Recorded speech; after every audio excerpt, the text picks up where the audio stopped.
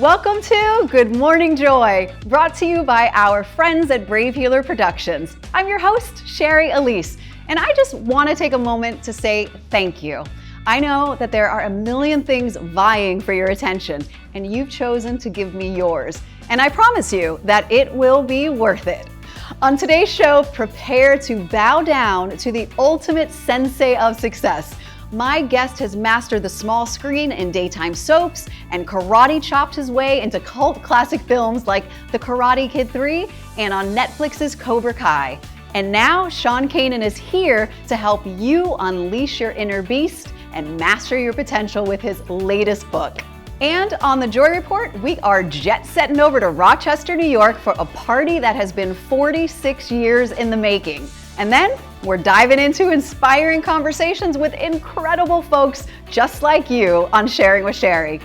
It's another joy-filled extravaganza. So grab your favorite cuppa and hurry back. It's time for Good Morning Joy.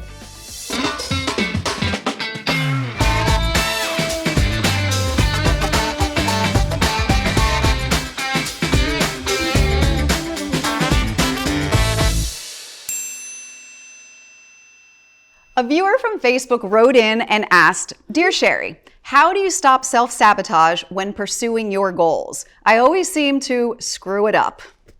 First, you haven't screwed anything up. You're just getting clearer on what is truly important to you. And you're definitely not alone when it comes to self-sabotage. A lot of people deal with those inner voices that doubt if you can do something. One way to comfort self-sabotage is by building self-awareness. Recognize when those thoughts or behaviors come up and then try to understand what triggers them. And then instead of beating yourself up, show yourself some compassion. And remember, being thrown off center happens to us all. And as they say, fall down 7 times, get up 8. You've got this. And now it's time to share with you the good news you should know about on the Joy Report. A teacher promised his 1978 class an eclipse party in 50 years, and he just hosted it. Patrick Moriarty was teaching his high school science class about solar eclipses when the class took a look at which upcoming eclipses would pass over their hometown of Rochester, New York. "Hey, circle that one on April 8th, 2024, Moriarty told his class. Fast forward 46 years and 100 former students gathered in his driveway in Rochester, New York, fulfilling that promise. Amidst laughter and shared memories, they watched the eclipse, even joking about being the longest homework assignment ever. For Moriarty, it was a touching moment seeing the phenomenon he taught about for years. Reflecting on the reunion, he shared that when teachers go into education, they hope to make a difference. And this event reaffirmed for me that I guess I did okay. Moriarty's story is testament to the lasting impact of a dedicated teacher and the joy found in meaningful connections. You know him from The Bold and the Beautiful, The Young and the Restless, and my personal favorite, General Hospital, and playing bad boy Mike Barnes in the Karate Kid franchise, and now on Netflix's Cobra Kai. He's also an Emmy Award-winning producer, comedian, and author of Way of the Cobra. I am so excited to welcome Sean Kanan to the dojo. Thank you. I love your dojo. Thank you so much. It's a pleasure to be here. I'm not wearing the gi, but maybe That's next all right. time. Yeah. So you just published Way of the Cobra. Congratulations on winning an award for this recently. Thank you.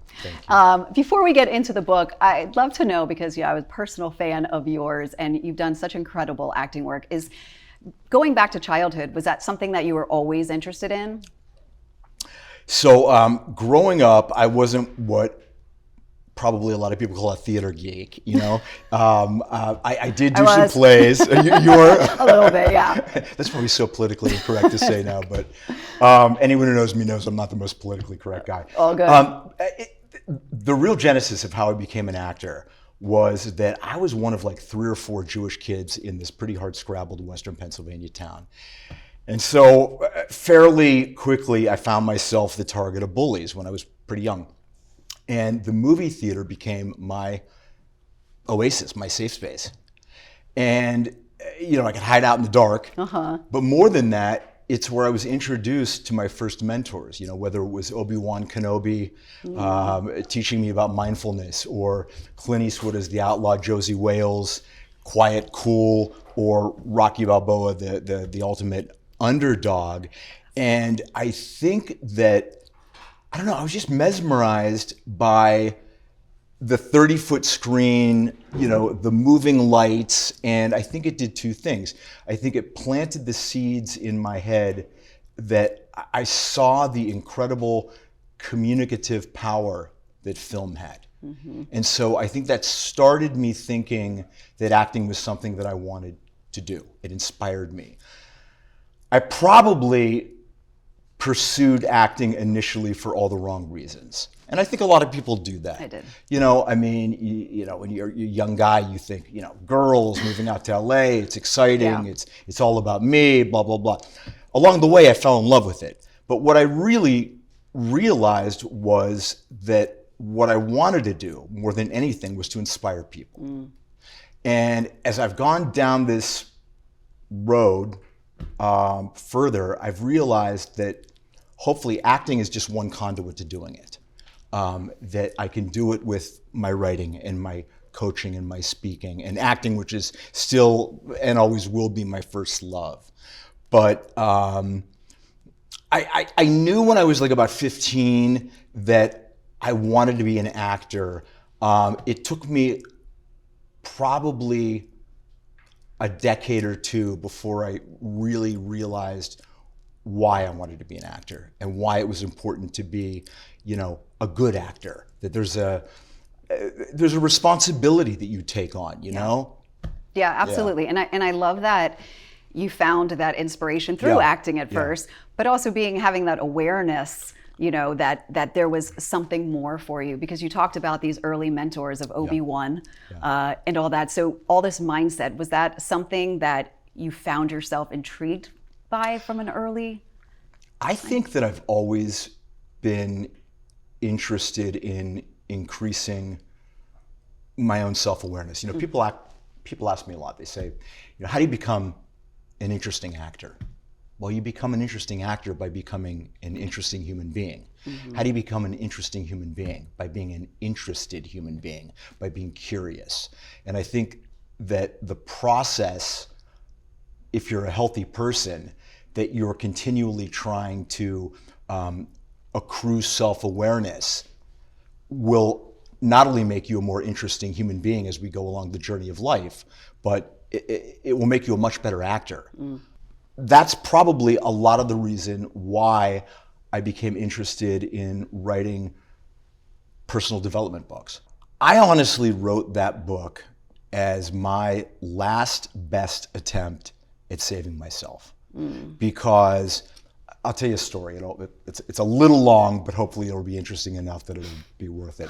So when I turned 50, my wife orchestrated getting me a star on the Palm Springs Walk of Fame. And there were parties, and there were people who spoke, and it was Sean Kanan Day, and it was a really very special time. And after the smoke cleared, I was looking in the mirror and I was going, okay, what's next? And I was 50 pounds overweight.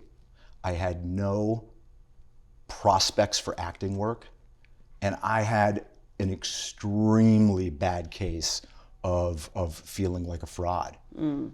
And I realized that if I wanted to avoid slipping into a life of mediocrity, that I had to save myself. And there could be no more of this waiting for my ship to come in bullshit. Can you say bullshit in the show? I just did. I had to build the damn ship. Yeah. And I figured out how to do it, at least to save myself. And I learned a lot during the process, and it had a catalytic effect in my life, because I couldn't put that book out without adhering and living and walking the walk. Yeah. I had a drinking issue for years. One of the first things that I decided was I was going to sort that out. Mm. And I'd like to tell you it came together in a New York minute, and that it didn't. But once I put myself on the path, it happened pretty quickly, and then it was amazing. Once I started utilizing the strategies and the philosophy that I've always known, and here's the thing: not too much that's in the book is strictly my information. Mm-hmm. This is stuff that we all intuitively know. Either you haven't discovered it yet, or you've forgotten it, but you know it. It's like that Zen riddle. How did the ship get in the bottle? It's always been there. It's always been there. Yeah. Okay? You just have to discover it. And I figured out how to discover my ship.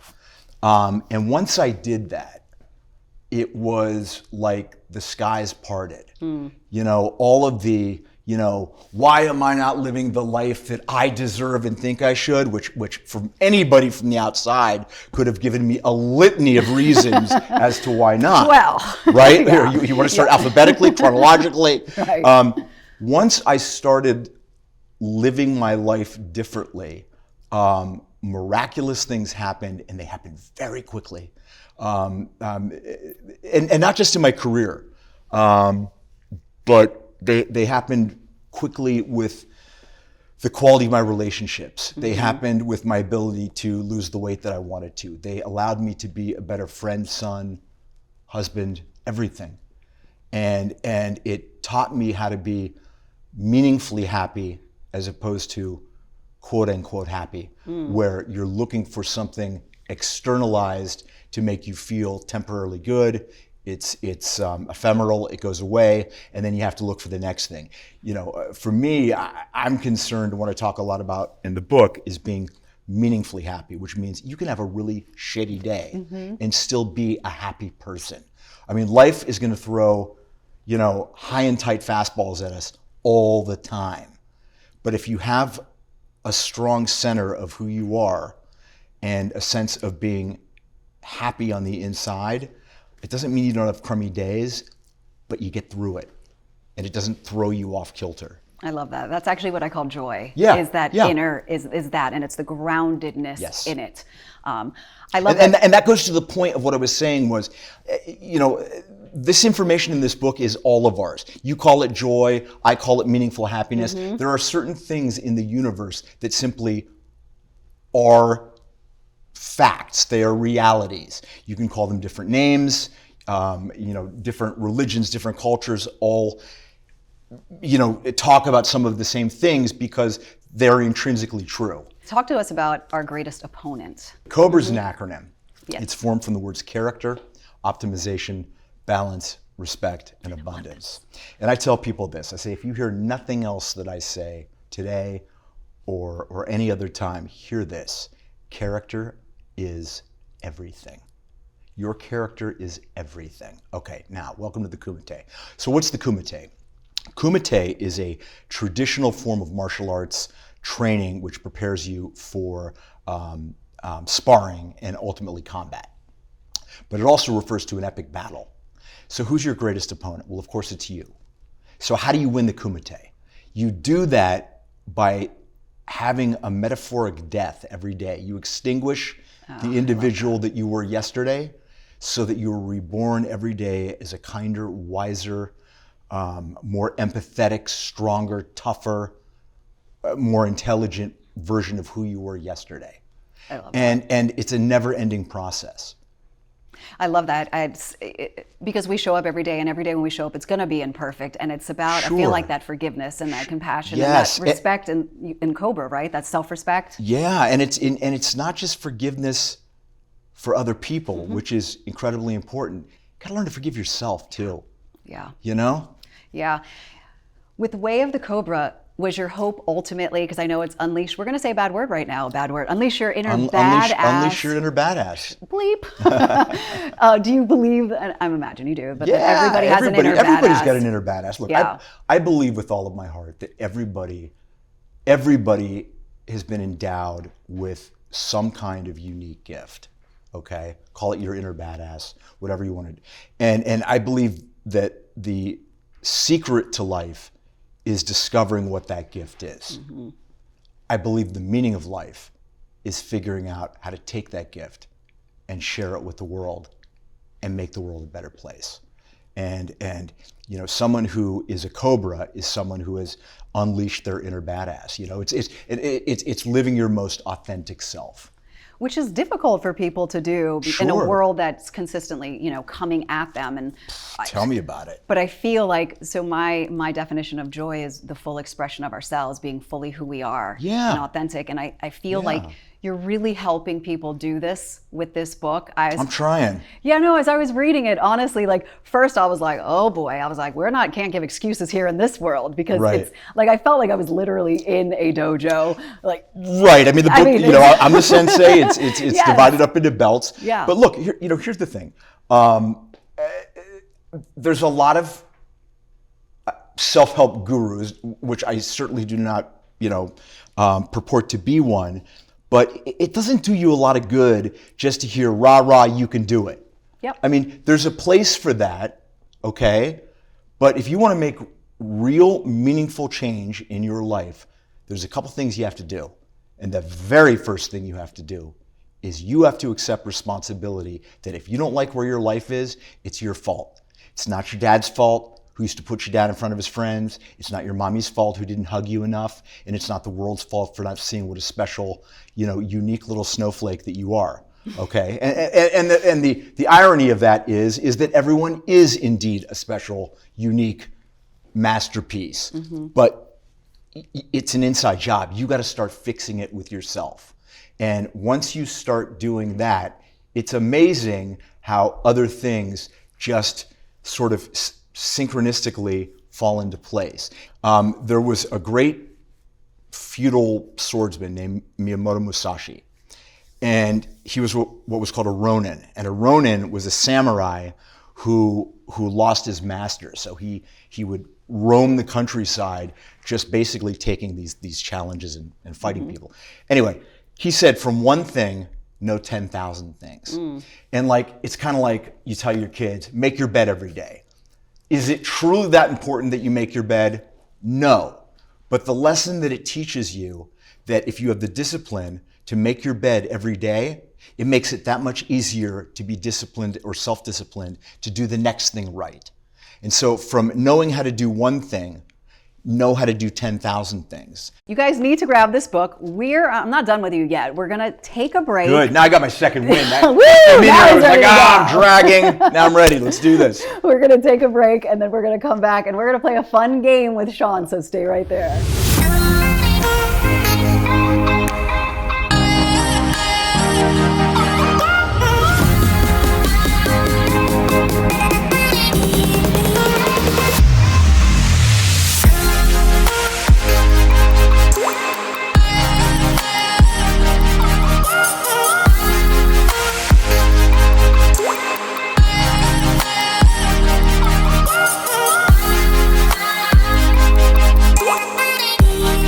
We're back here with Sean Kanan, and I'm going to play a fun game of word sneak with him. And what this game is, we each have 5 words, and basically we're going to try to work this seamlessly into our conversation. So go ahead and take a look at your words. Okay. So Sean, curious if you weren't doing motivational speaking or, you know, acting or anything, what is something that you would do? Like, what do you see yourself doing with your life? Well, you know, my first book was a cookbook. Oh, interesting. It's called The Modern Gentleman Cooking and Entertaining with Sean Kanan. And the tagline for that book was, don't just set the table, set the mood. And so I would love to have a restaurant. The problem with having a restaurant is if you're not raised in the restaurant business, it's probably the quickest way for an actor or anyone else to be separated from all of their money. It just is. But I've always fantasized about having a restaurant that would take comfort food, you know, things like mashed potatoes, beef stew, macaroni and cheese, things like that, but then elevate them to a more sort of refined level. But it's still comfort food, yeah? I love that. I mean, I feel like as you're saying that, like I just like want to teleport myself there. I mean, like I just want to be right there with you. Well, that's a very interesting hypothesis that you could teleport. A lot of people believe that you can, right? What do they call them? Einstein, Rosen wormholes. So who knows? Maybe you can jump in a wormhole, and by the time you do, I'll have my restaurant set up. Well, listen, if we're jumping in a wormhole, I am taking a log flume right into it. That's all I'm saying.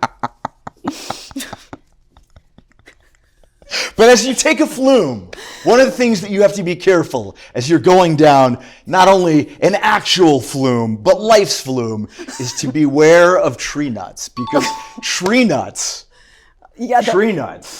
can be very dangerous. And not very fashionable, because tree nuts often wear leopard print. That's right. And I mean, you know how big tree nuts are? I mean, you got to find some big leopard print. Can you say that in this show? Anyway. You just did. I just did. You just did.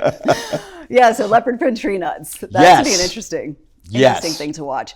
I always thought of tree nuts as like having sort of a Napoleon complex. They always want to be high up, but they're really not. They're not. Yeah. Interesting. But I can tell you one thing that I would not serve in my restaurant is I would not serve armadillo. But armadillo is so good. I think beef, you can put a lot of things in beef stew. Mm-hmm. I guess a lot of things, I guess beef is technically just cow, but yeah. But I suppose any kind of protein, but I think I would not put an armadillo in my beef stew. Okay. You know what is really good though? Sasquatch. Right in the stew. Sasquatch. Yeah. Wow. Right. Yeah. It sounds like it would be strange, but it was like really rich and really just. And they have huge feet though, so you'd have to have a very big pot to have the stew. Well, yeah. Would you serve take off the toes. Would you serve it with Dijon mustard? Pardon me, can I borrow some of the gravy palm? Right, only we get to smear it on the plate. Yes. So good. That. Sounds so absolutely unappetizing. Sean, you've been a blast. Thank you so much for being on the show. Everybody go and grab Way of the Cobra and make sure that you follow Sean and do all of the things. We'll post everything right here. Thank you so much. I'm going to do this again. Thank you. All right. And now it's time to go talk to some peeps on the street on today's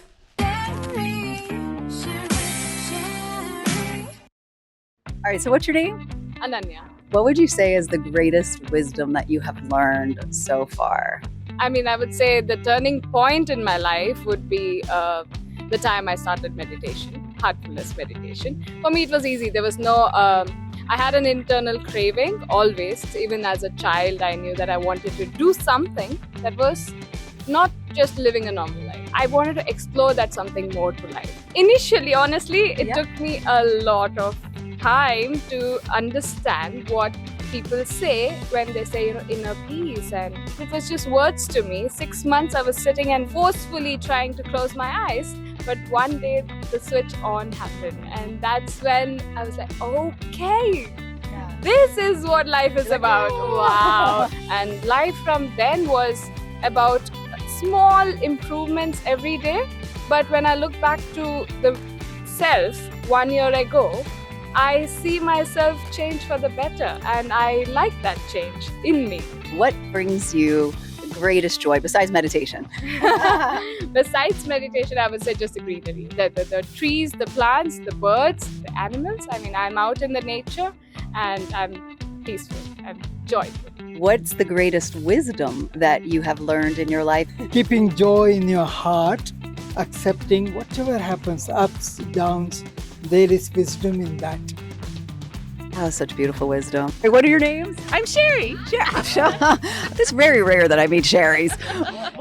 Peg. Peg, and I heard it's a special day today. Yes, it's my birthday. It's your birthday. What's your favorite thing about you being your age, whatever that is, if you want to share it or not right now? Being here, I guess. Being privileged enough to live a long life.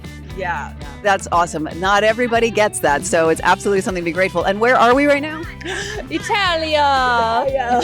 Can you tell me something besides being here that brings you joy in your life? Well, gardening. I love gardening. I love growing things, and these food markets and plants are just remarkable. What's your favorite thing to garden? Oh, I do everything. Fruits, vegetables, flowers, trees. And what about you? What's one of your things that bring you joy? Flavor.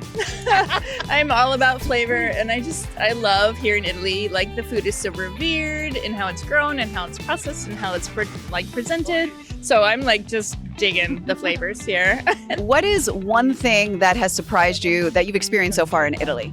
Just that it's not crowded. It's so beautiful and so just stunning. What I am totally impressed by is the quality of the food and the price.